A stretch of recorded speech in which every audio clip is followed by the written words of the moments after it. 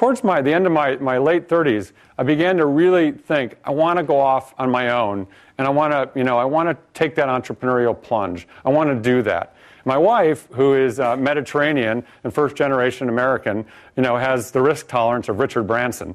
So she's always pushing, to kind of do that. But I grew up kind of Midwesternish, and, I had a very, risk-averse, a somewhat risk-averse profile. But I knew I kind of wanted to do that. I knew I wanted to do that. And I felt like I was standing on a high board, blindfolded, wondering if there was water in the pool beneath me. Knowing that I want to take that plunge, but I just can't quite take that plunge because I wasn't sure if there was water in the pool. And then, to make matters worse, my mom piled on, and she wanted me to do it. And then when your mom wants you to do something, maybe it's a bad idea, right? Because I remember when I played high school football and we lost the game 42-0, and I had a horrible game, and I came into the house and she said, "Well, I thought you played good, honey."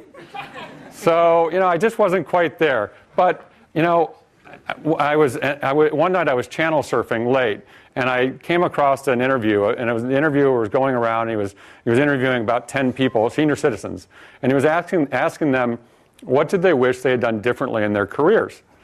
And every single one of those people said they wish they had taken more business risk. They wish they had kind of put it out there a little bit further. And the last thing you want to do is get to that stage in your life and feel like, geez, if only I had kind of taken that shot.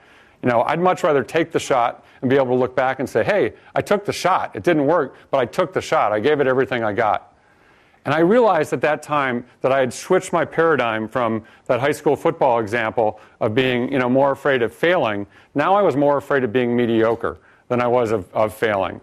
So I worked out a deal with my employer to leave, and I spent 3 months basically working with them on a transition plan. I was running a couple $100 million business, and I worked out a deal with them, and I felt really good about that deal. I took a tremendous amount of integrity in doing that, and I would really encourage any of you, to the extent you leave somewhere, you only have your good name in life to really leave as your legacy. And it ended up, as I left, after I left, I wanted to go find a company to buy and build.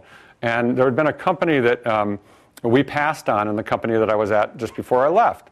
And I was out looking for businesses, and I remembered that company, so I went back to the CEO of the company and I said, hey, do you mind if I contact these guys? We passed on them, previously. And they said, yeah, no problem. It was a conflict. It didn't make sense for us in that particular situation.